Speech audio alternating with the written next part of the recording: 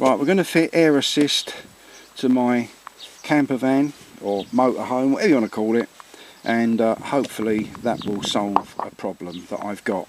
The springs are getting a bit tired, so we'll have a look and see what's going on. Right, wheel trim's been removed and the wheel has been taken off, and I've got the parts all ready. And also you'll notice, if you look carefully, I've got it blocked everywhere. I've got axle stands doubled up and big lumps of wood and God knows what else, so that if when I work underneath it, I don't want that thing coming down on me. Not a good way to go. Another thing that I've done is that I've got shackles for the leaf springs. As you can see, these ones are corroded as hell and there's no chance of getting them off. Plus you've got to put something else in there, so I've got these which are extra long, which will save any problems, I hope. First thing to do after you've got the wheel off is take the bump stop off. It's dead easy to do. See the little grooves in the top there? You just put an hammer and chisel on them and whack them the right way and that will come undone. Now you can see here the damage that's already been done to the bump stop. Now I could have renewed these, but this is really telling you that the springs are a little bit weak and they need a bit of help. The other one was even worse and I'll show you that in a moment. Right, this one was the other side, which I've finished. I finished doing the installation on that, but there's no point in showing you both. But as you can see, our humpy bumpy road down here tends to knock anything out, and that's not a surprise to me either. Right, this is our humpy bumpy road. You can see where we filled some stuff in with tarmac, but it is really up and down, so it really plays havoc with suspension, even on my own car. So it's not surprising the motorhome suffers.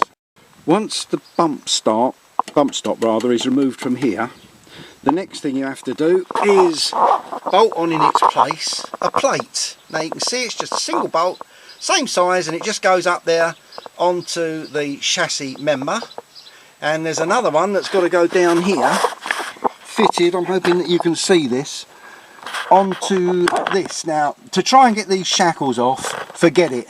There is no way on God's earth that you're going to easily be able to get them off. You are going to either have to have one hell of an extension.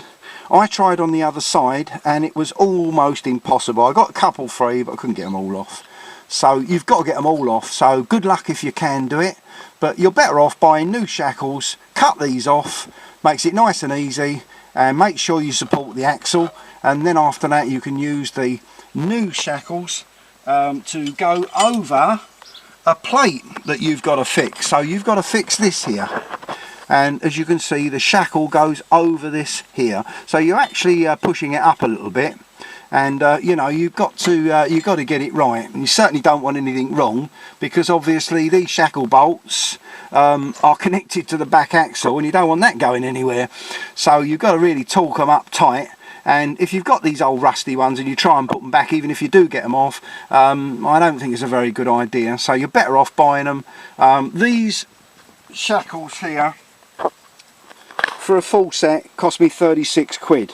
Now that's on eBay, pucker ones, and as far as I'm concerned, something that keeps your back axle on. I'm not going to argue with that. So that's that. Right, we'll continue on our merry way, and I will start cutting with an angle grinder those shackles off, being very careful of course about the brake lines. I certainly don't want to be catching those, so we'll see how we go now. Right, I've managed to cut one off. As you can see, I've had to cut it on an angle so I didn't catch the brake pedals. There's two washers on there that I'll use, but I've been spraying this for 3 days with WD-40, and look, there's no way you can get that off. So you're lucky if you do and you try, but for the time it takes, you might as well just cut it off. So now I've supported the axle. I've got blocks underneath there, as you can see, as well, just in case. I'm not a great believer in hydraulics when you're jacking up a motor like this. And also I'm using 2 jacks there, and I'm using this one here as well. So a bit overkill, and of course the big one on the back. Bit overkill, but who cares, mate? It's better than it being killed than me. So now I'm going to do the other side of this bolt here. As you can see, I've got Ooh, if you can see, one side's off. Now I'm going to do the other side, do them one at a time, because what I'll do is I'll be able to jack it up a bit better, because, you know, be ready for a shock. When this goes and you actually cut it and the last bit gives, it will always drop a little bit, and it makes quite a noise reverberating through the chassis, so be aware of it. Typical, isn't it? I've nearly got it all off, and of course the weather looks like it's going to turn. Oh, isn't it marvellous? Oh well, keep going. Right, the bolts have now been cut off, and I'm now doing up the shackle bolts with the, don't forget the washers that you got off of the old ones, and you can see there's the base for the mounting of the airbag. Now notice that you've got the two fixing holes over here, and there, that's where the actual air comes in. So this has got to face to the inside of the van. Sorry about, it's getting a bit dark outside, so I can only do what I can. Right, so we've got the upper bracket fixed, which is there, and we've got the lower bracket now fixed, all ready for the airbag to go in. And I've already fitted on the air inlet there. That's the air inlet that goes inside that hole there, so don't forget it, otherwise you'll have to take the whole bloody lot off again. And the shackles you have to hammer home, because they are quite tight. They're quite exact, in fact. They're very good. You've just got to make sure the bracket there is sitting in the middle, so if it's in the middle it should be okay. Right, keep going and hope it doesn't pour with rain. Well, thunderstorm's now finished. Grass is soaking wet. Can carry on. Right, the shackle bolts are now done up tight, been torqued up, so they're really tight, and I've fitted the airline, you can just see the pipe here, through the hole, and that's ready to pick up the airbag, the valve in there. So I'll do that now.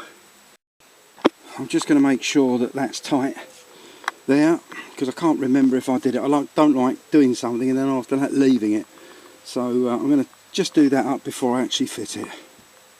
Right, now we've got the airline fitted, now we've got to manoeuvre this so that it lines up with the hole in the base before we can do up the bolts. Here we go. The 4 bolts are now tight, 2 at the top and 2 at the bottom, which I don't know if you can see there. 2 at the bottom. The shackles are done up as tight as I can do, and the membrane there is nice and soft. So now all we've got to do is to run the airline. Right, this is the instructions on where to fit the T. Now I'm not happy about that, because they usually fit them on the videos on the back axle, and I think that's a weak link. So what I'm going to do is I'm going to bring the 2 feeds, i.e. from this airbag here and this airbag here, right into where the gauge is, and then I'm going to connect them with a T and then feed this. So I get everything the same, except that on the run from here and here there'll be 2 pipes coming until I get inside the van. That way they can both move, but I'm not going to be in a situation where, sorry, that T there could be an issue with all the road muck and God knows what else going in it, because don't forget this is moving all the time. So although this is fixed to the back axle as such, it can still move, so I've got to be careful, so that's what I'm going to do. Right, all the mechanical work is done now, and now it's a case, the 2 airlines that you can see there, of getting them to the back.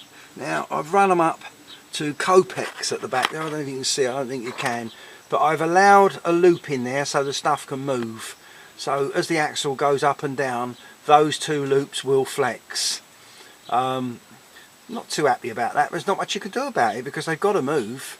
I would have been better perhaps to have had the valve at the top, but you can't do that unfortunately, because it's then under the under this bracket at the top, so it's a shame really, because then after that the airlines wouldn't move, but as it is, the airlines will be moving with the axle, so don't know how they'd stand up in cold weather with the wind chill and God knows what else. Anyway, the lines come through in the Copex that you can lightly see here, I'm hoping. Let's have a look, hang on.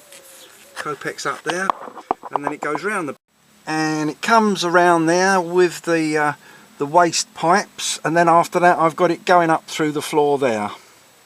And it comes out here. Now, because this is a small van, I've got gas pipes running all over the show and everything, but I had to take it easy and work it out as best I could, and now I've got my 2 pipes, offside and near side, and hopefully I can now connect them up to the gauge. Right, I brought the cables up here, and I intend to fix the gauge up the top so it's out of the way. So it's going to go up there, I can see it then, and shouldn't have an issue. Anyway, we'll see how we go. The rain has passed, so we got a good evening, so hopefully I can get it done. Well, I won't get it finished, but I've got cables to clip and God knows what else yet, but nearly there. Well, that's the gauge fitted now. Just got a piece of mini trunking down the back there just to keep those wires together, the airlines together, and then that'll be it. So fingers crossed I've got no leaks. Right, there's the single gauge, and it's showing the same, so I've got no loss in pressure overnight, so everything's hanky-dory. Let's hope it stays that way. Right, that's it, I think. Nothing else I can show you, except possibly the bottom end here. Show you what a difference it is.